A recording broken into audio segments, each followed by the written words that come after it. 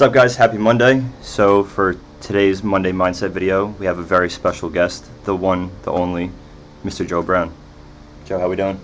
I'm doing well, Billy. Thanks for having me on this Monday Mindset. You want to share where we are too? Yeah, so we are currently right now at experience camps, and I know that we probably mentioned this a couple of times, but experience camps is a camp for kids that have lost a parent or sibling. It's fully paid for by donations and donors, and this has been my 7th year at camp, Billy's first year. Yeah, how's it been?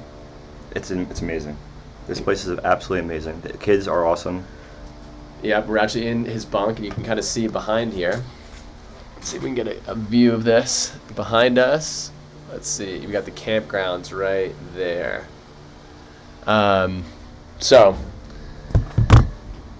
it's actually a pretty epic time to be doing this podcast. Yeah.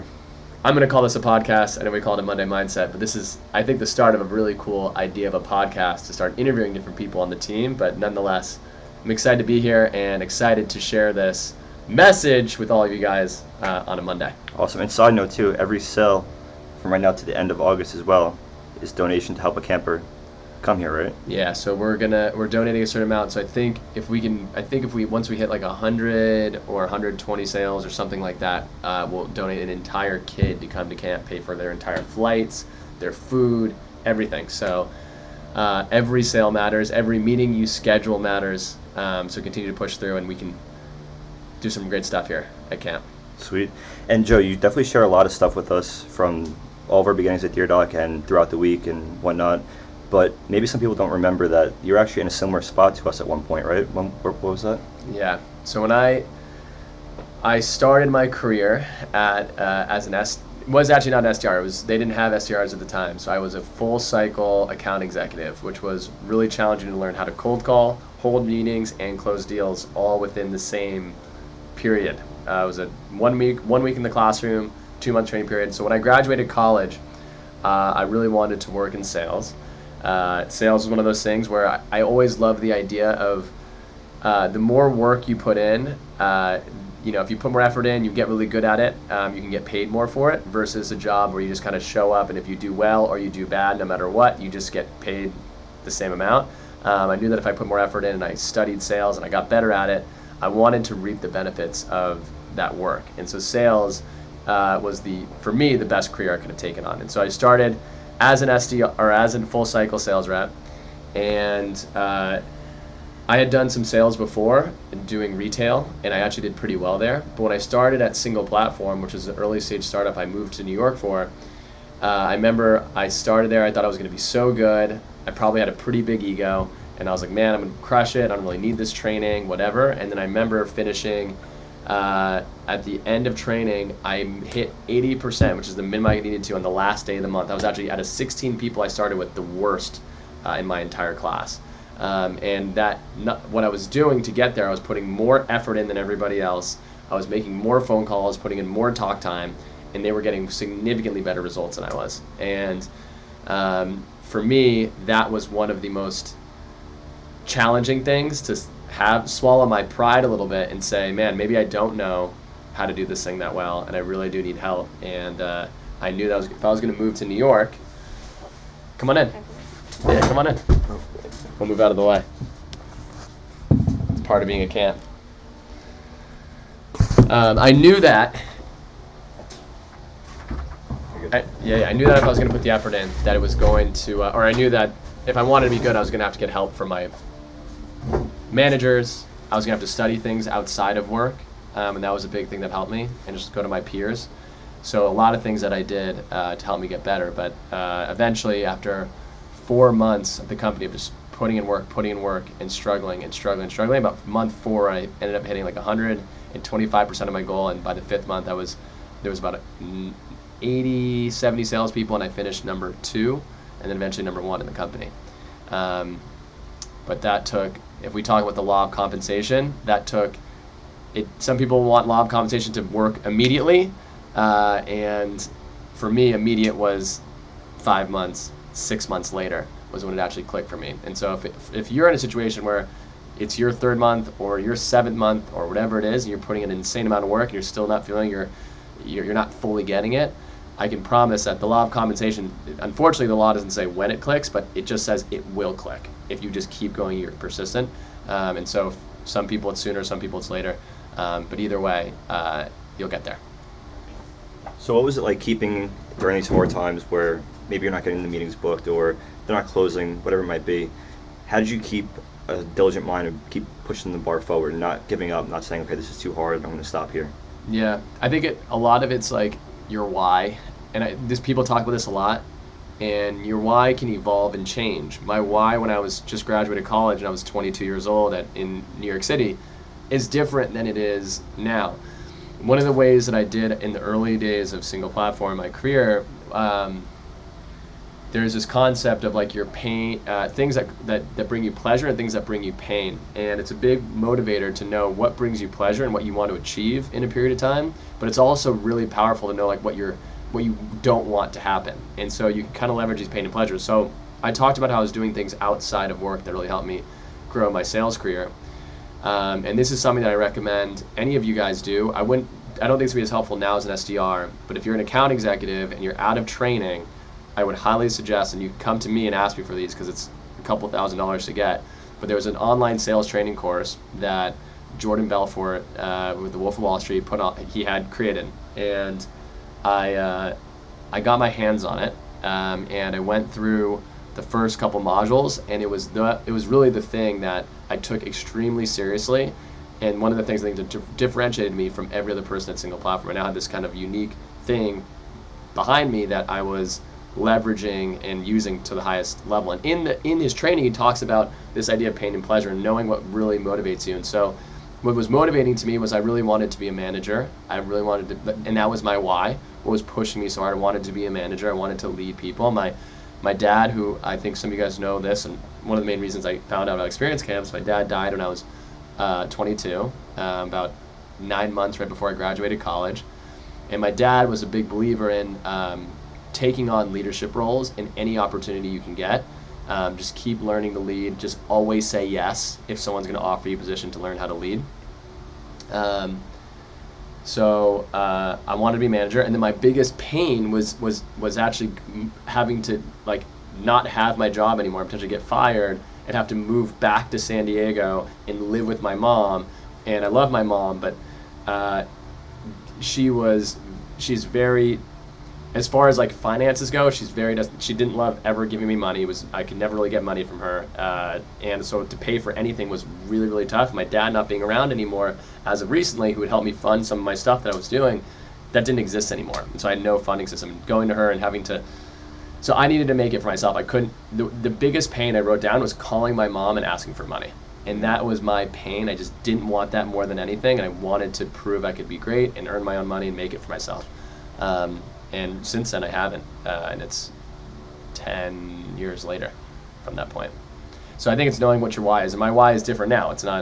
That's not my why today, but my why back then were some of those things. And then once you hit it, it's important to create your next kind of objective you want to get to. When I was a manager, if I stopped there, this happens to a lot of people, they get into the NFL, like I just want to be in the NFL, but then they get there and all of a sudden they'd stop growing and improving, getting better, because they didn't set the next objective of what they want to achieve. And so, yes, you need to enjoy the journey and the process. Don't wait to be happy until you hit this thing. You want to enjoy it throughout. But the idea is once you get to it, don't let yourself like get stagnant. Like think about the next accomplishment you want to get to. Maybe that's cool. Like I've reached this thing. I became an account executive.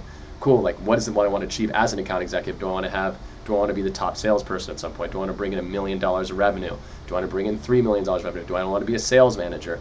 And also, do I eventually want to be a VP of sales, right?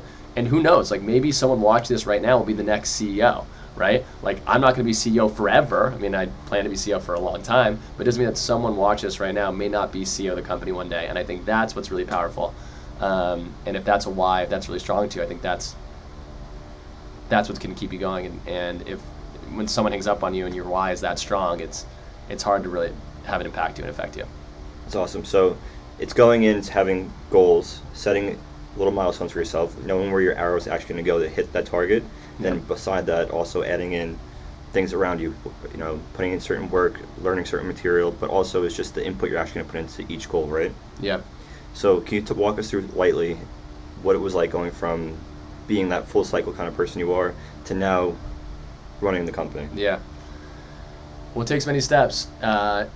You know, there's CEO. There's now that I've met, the CEOs are all kind of come from different backgrounds, but I just firmly believe that like your life will get better whether you're running a company or you want to meet a significant other in your life, or you just want to get a reservation. Like your life just becomes easier knowing how to influence and persuade, and knowing how to articulate things in a way that's attractive to the other person you're speaking to. And so I think sales is super important, but that career path was, I was struggling at sales. I eventually got good. And then you had single platform, you had to be on the phones for about 12 months before you could become a manager. So I hit my 11th month. I got promoted to sales manager at month 12. And I was managing SDRs, and I was so bad at it. I couldn't public speak. I was just like didn't fully get it. But what I did, I knew, because I already had the recipe of like being really bad at something with sales and then eventually getting good at it. I was like, I have to find the external resources that exist out there to try to get good. And so I just started reading, and I read a couple books when I got promoted, which were How to Win Friends and Influence People was an incredible book that was a total cheat code on how to manage and lead people. And the second book I read that was really good in that moment was Coaching Salespeople into Sales Champions by the guy named Keith Rosen. And it's a really low-key book. No one really talks about it, but it's really excellent. And any new manager that gets promoted to DearDoc, I always give them Keith Rosen content to study. And they always come out of it like, that was incredible. And so it's kind of like anything in life. Like you kind of like, you're not great at it, and then you got to find the people that were ahead of you that has done the thing, and then ask them. So there was managers, and I actually did this. I did this on the phones at Single Platform when I was struggling. My second month, I remember there was a top sales guy that was testing new verticals for us to go into, and he came in front of the whole company and he was talking about it. I put a calendar invite. This is my second month with the company. I put a calendar invite into his calendar. His name was Paul Rosalino, and I said drinks with Joe. It was like in a week. And he's like, who is Joe? I'm this new kid, there's 70 salespeople. But he accepted the invite. I took him out to drinks, and I asked him questions like, hey, I'm going to be one of the best salespeople here. What do I need to do to get great? And he gave me kind of a list of things that he suggested. And then the other thing I did when I got promoted to manager was also I read the books.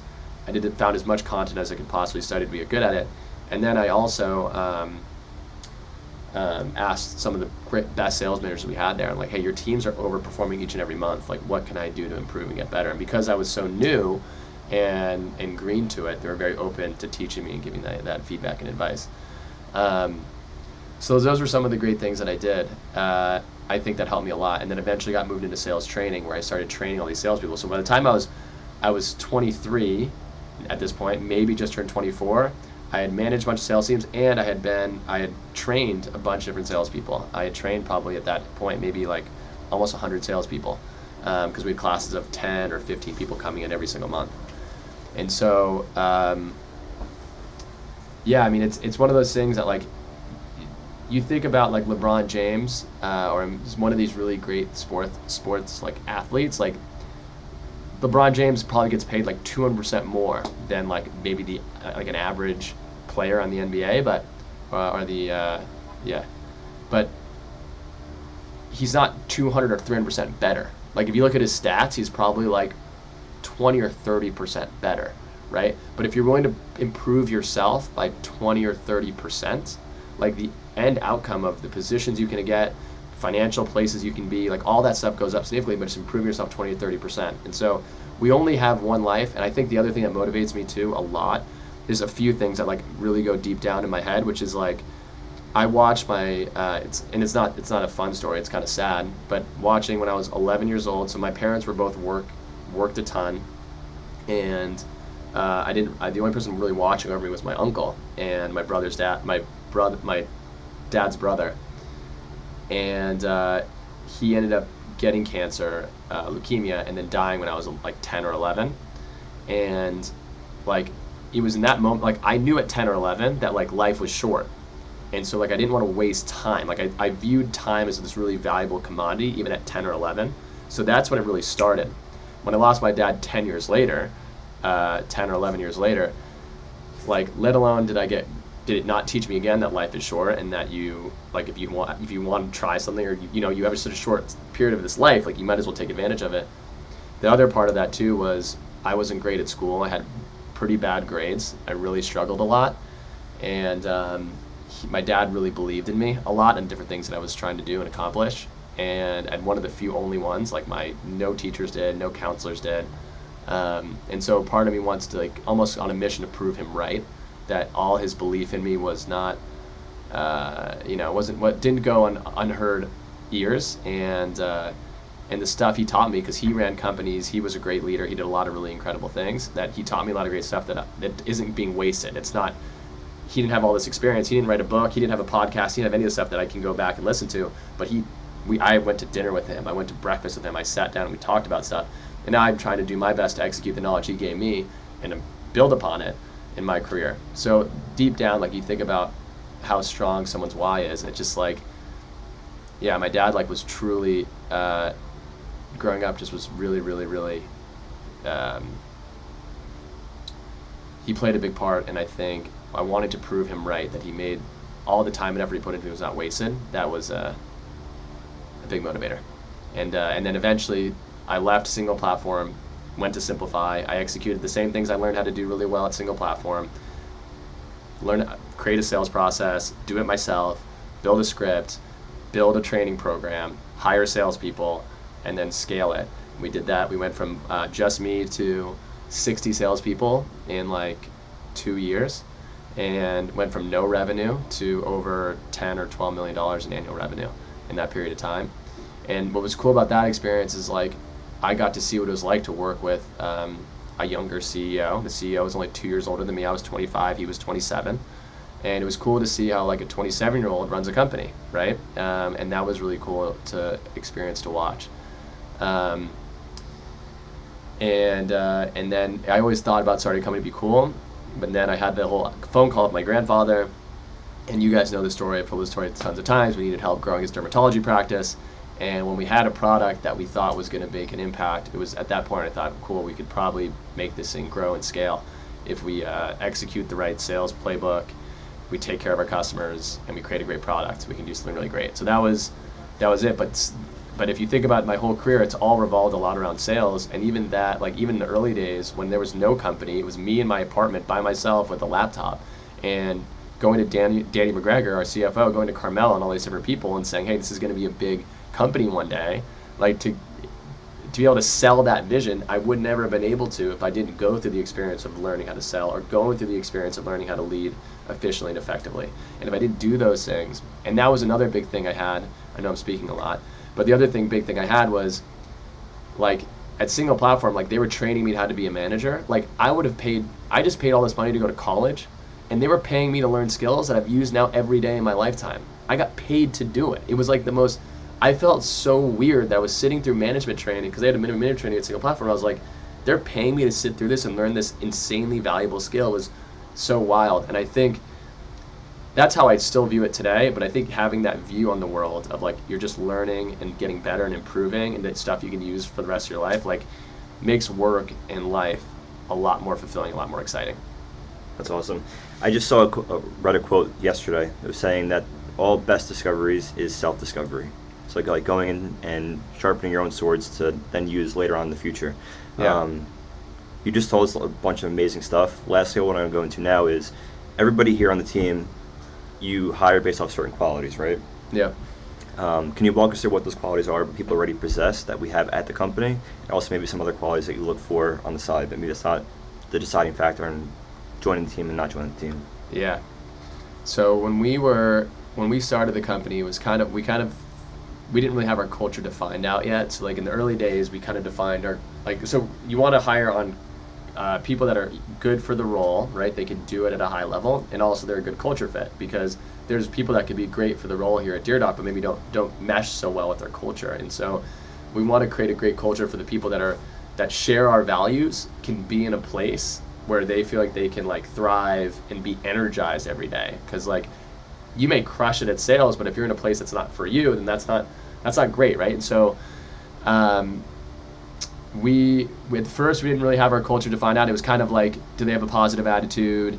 Are they like down for a startup mentality that's like going to be changing a lot? Are they someone that's going to work hard? Are they a creator of circumstance versus a creature of it? Was kind of the main things we looked at first. And then somewhere in 2022, like maybe the middle of 2022, like we really defined like, cool, like we hired a bunch of people in COVID. We hired a bunch of people before that. And we were hiring a lot of really incredible people. There's some people that were just like, they were like good, but they weren't like fitting in as much as we wanted them to. Like Deer Doc wasn't like the most energizing environment for them. And we were trying to figure out why that was. And it wasn't, it's like, well, I started talking to a lot of people, reading the books I read, right, doing the same concept of going down this path of what makes a great organization. And the biggest things is defining what you stand for as an organization, like what are your values, and then really, really hiring and promoting and firing against those values. And so we really we got a good definition in 2022 of what our values are, and then we upgraded them at the beginning of 2023.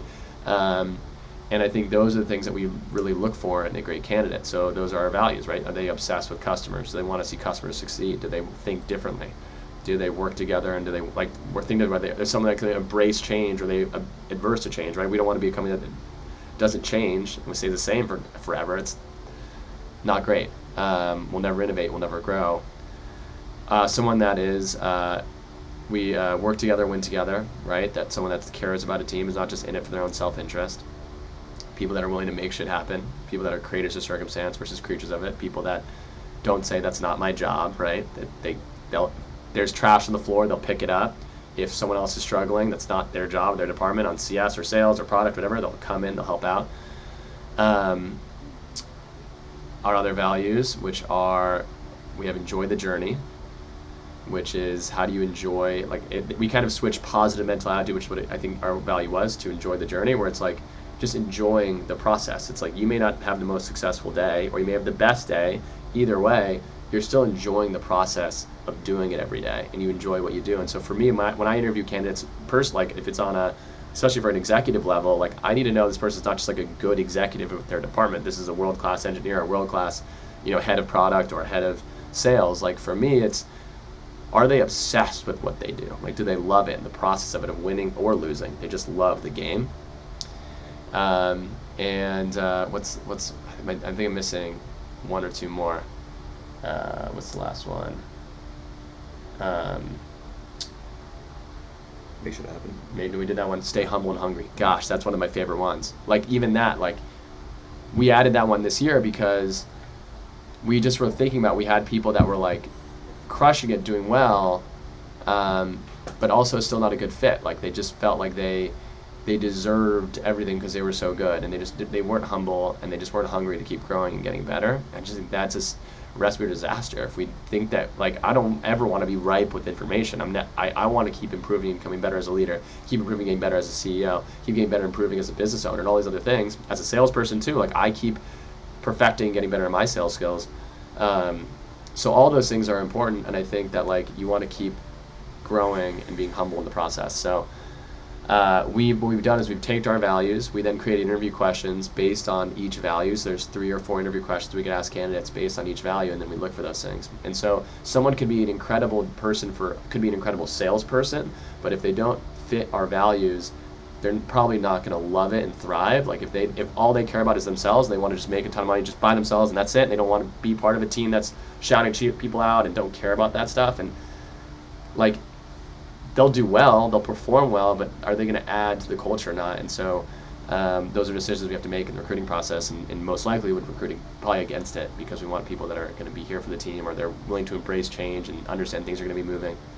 So those are all different things that we look for. And when we recruit, especially people that have, like, I don't know if anyone here that's watched this has had external sales, has been in another sales company, but if you were probably at a sales company, the odds of you being here and watch this video means that you were in the top 10% of your other sales org, because we really try to hire people that don't have sales experience so we can train them on all the good habits. And if they have had it, they're probably really stellar, really good what they did beforehand. So just know you're in a special place. Just know that we take recruiting insanely seriously at DeerDoc. I wouldn't say that was forever, but definitely in the past year and a half or so, we've really, really done a great job. And you probably know this by looking around and seeing the incredible people we brought in, and it's only going to get better. We keep improving, we keep getting better as we get better, and we stay humble and hungry ourselves. We're like, cool, like our recruiting process is great now, but we want to improve it and get better and tweak it. So, and some of you guys maybe watch this will be managers one day, and you'll be interviewing candidates, and you'll see what the process and things that we go through when interviewing candidates. So. Cool. I think it's awesome to remember that we all possess some of these qualities, and it's the reason why we are here. We're already that much closer to whatever our goals might be. Joe's definitely given us a lot in this. We definitely probably the longest Monday mindset we've had since, but yeah, it's awesome. Joe, for the last 30 seconds, let's create a quick outline of a roadmap for somebody who's maybe struggling, doesn't really know what they want right now, or they're trying to figure out the role from where they are in this one point to a successful part in a role. Maybe it's a new role. Quick little things to do. Yeah. My best advice here is you need to spend a lot of time by yourself thinking and reflecting. And I would recommend doing it with like an empty, like you may think this sounds crazy or may sound weird, but like with just getting an empty notebook that has ideally nothing in it, like a spiral notebook, and going to a place, whether that, so what I did to do this was I would go to like really, really nice, high-end, expensive hotels in New York City and sit in the lobbies. And I'd sit there for hours. And I'd be like, what do I want? What do I want? What is it that I want? What is it that I really, truly want? And I would sit there with that question it'd be on Sundays. So I'd tell my friends, they're like, hey, we want to go to brunch. I'm like, oh, I got work today. Like, I can't. And then I would just secretly go to because it was hard for me to tell the people that, I'm going to go sit by myself with a notebook in a really expensive lobby. They'd be like, because I'd go to a public hotel, they'd be like, that's weird, right? At least for me, and I didn't want to say it. So I would just say, oh, I've got work today. I have to catch up on stuff. Like, oh, you suck, whatever. And I was like, okay, whatever. And I would sit there and just think for 3, 4, 5 hours, just what is it that I want? And it didn't come the first time. And I'd write an outline the first time, and I'd go back the next Sunday, and I'd be like, well, let me just do this again, because I knew how important it was to define exactly what it is you want. And so if you're having a hard time, and it could be your expensive, nice hotel lobby, could be like a park near you, right? It could be a ton of different things that maybe inspire you. And so that's what I would suggest is like no one else is going to tell you do it for you. No one else is going to tell you what you should really truly want. Only you know that deep down. And I guarantee if you sit there and you think about it and you have a notebook in hand, you write things down, things that come to your mind, something will come up. And what I suggest is don't try doing, if you can, I really would suggest thinking 5 years out at a minimum. What does my life look like in 5 years? Put the 5-year date of whatever date it is. So it's 2023, 1, 2, 3, 4, 5, 2028. And think about what does my life look like in 2028? And then write down each year to that year 5 what those things you'd have to do to make that 5-year thing happen. That worked for me. I think it should work for you. Awesome. Guys, we're going to wrap up here. Everyone have a great week. Finish the month strong, and let's send a camper to camp next year. FTK, which is for the kids. We do everything for the kids. We're going to go back out and play some dodgeball in a few minutes. Thank you guys for watching. Billy, thanks for having me on here. This was awesome. Sweet.